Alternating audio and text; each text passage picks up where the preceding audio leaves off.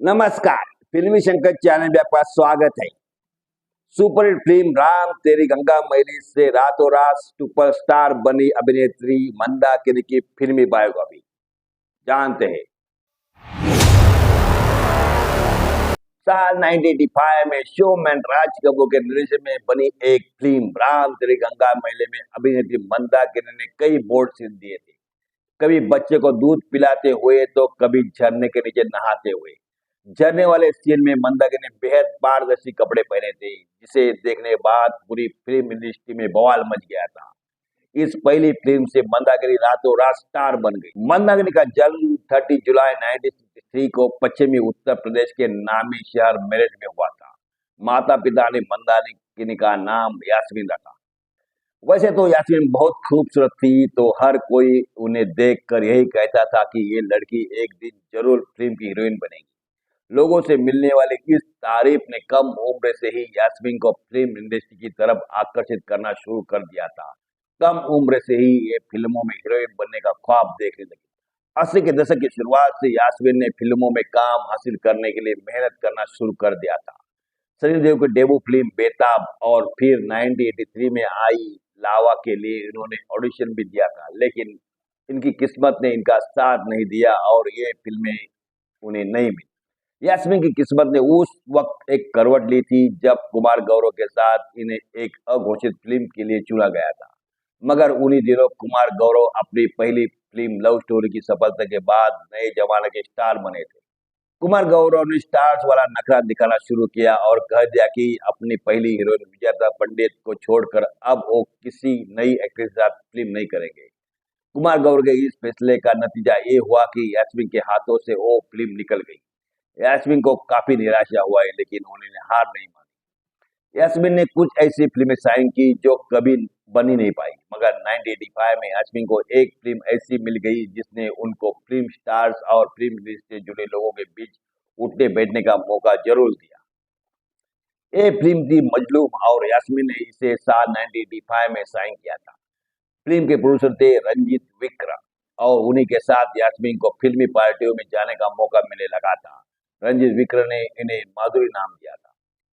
फिल्मी पार्टी में शोमैन राज कपूर की नजर यास्मीन पर पड़ी। उन दिनों राज कपूर अपने छोटे बेटे राजू को बॉलीवुड फिल्म इंडस्ट्री में लॉन्च करने की तैयारी कर रहे थे और राम तेरी गंगा मैली नाम की फिल्म बनाने की प्लानिंग कर रहे थे। फिल्म के लिए उन्हें एक हीरोइन की तलाश थी। यूं तो उन्होंने डिम्पल कपाड़िया को लगभग फाइनली कर दिया था, मगर जब राज कपूर ने यास्मीन को देखा तो उन्होंने डिम्पल को अपनी फिल्म में लेने का इरादा बदल दिया। शोमैन राज कपूर ने यास्मीन को राम तेरी गंगा मैली में काम करने का ऑफर दिया, जिसे यास्मीन ने बिना देर किए स्वीकार कर भी लिया। ये राज कपूर ही थे जिन्होंने मेरठ की यास्मीन जोसेफ को उनका फिल्मी नाम मंदाकिनी दिया था, वो नाम जो अब उनकी पहचान बन गया। राम तेरी गंगा मैली में कुछ ऐसे सीन थे जो बेहद बोल्ड थे, लेकिन मंदाकिनी ने बिना किसी झिझक के वो सीन पूरे परफॉर्मेंस के साथ शूट किए। वो सभी सीन इतने लोकप्रिय हुए कि फिल्म पूरी तरह से मंदाकिनी की बन गई। राम तेरी गंगा मैली बहुत बड़ी हिट साबित हुई, लेकिन अभिनेता राजीव कपूर की इस फिल्म की सफलता से कोई फायदा नहीं हुआ। यास्मीन को मिली लोकप्रियता से राजीव कपूर को बहुत बुरा लगा। उन्हें लगा कि उनके पिता राज कपूर ने फिल्म में उनसे ज्यादा हीरोइन पर ध्यान दिया। राजीव को हुई इस गलत फहमी का नतीजा ये हुआ कि वो अपने पिता राज कपूर से नाराज रहने लगे। दूसरी तरफ राम तेरी गंगा मैली की सफलता के बाद मंदाकिनी कामयाबी के शिखर पे पहुंच गई थी। बैक टू बैक उन्हें कई सारे फिल्में साइन की। हालांकि राम तेरी गंगा मैली जैसी कामयाबी मंदाकिनी को फिर कभी नसीब नहीं हुई। 16 अगस्त 1985 को मंदाकिनी और राज कपूर की फिल्म राम तेरी गंगा मैली रिलीज हुई। ये बतौर डायरेक्टर राज कपूर की करियर की आखिरी फिल्म थी, मगर देश भर में इस फिल्म को बहुत शानदार रिस्पॉन्स मिला। फिल्म सुपरहिट साबित हुई।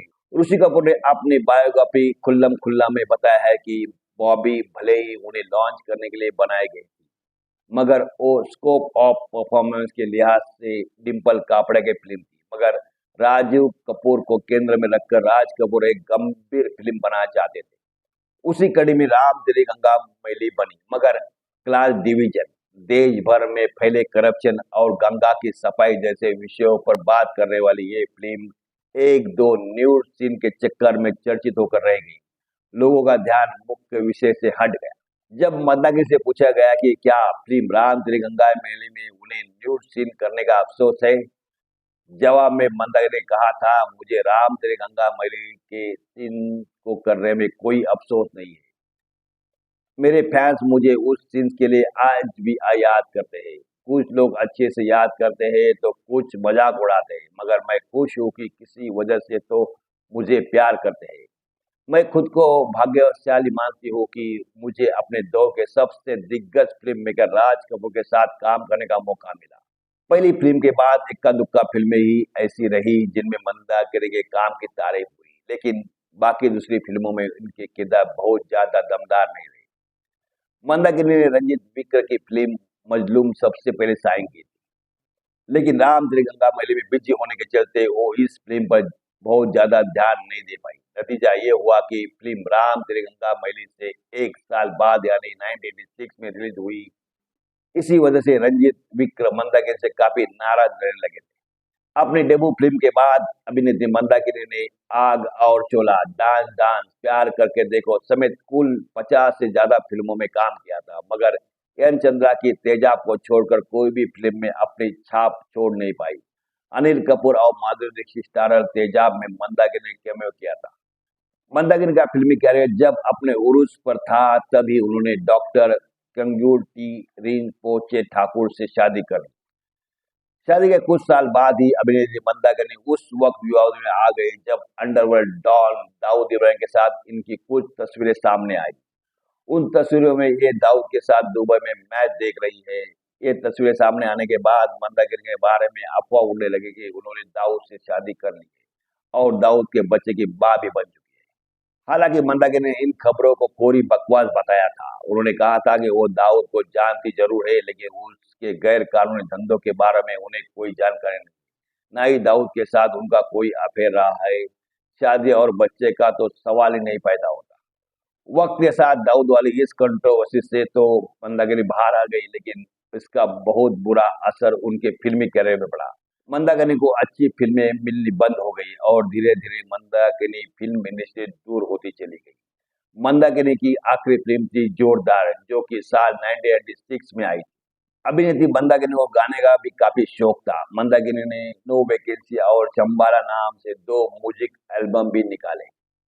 वही नाई म्यूजिक डायरेक्टर रहे बप्पी लहरी संग भी मंदाकिनी ने साल 1986 में डांसिंग सिटी नाम का एक एल्बम जारी किया था।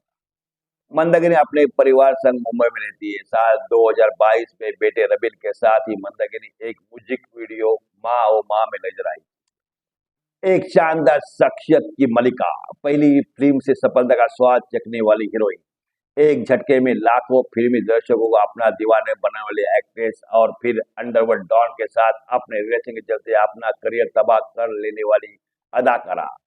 इतना ही नहीं तो एक दौर में जवान दिलों की धड़कन रही अभिनेत्री मंदाकिनी अब बुद्धिस्ट तौर तरीकों से अपनी जिंदगी गुजार रही है।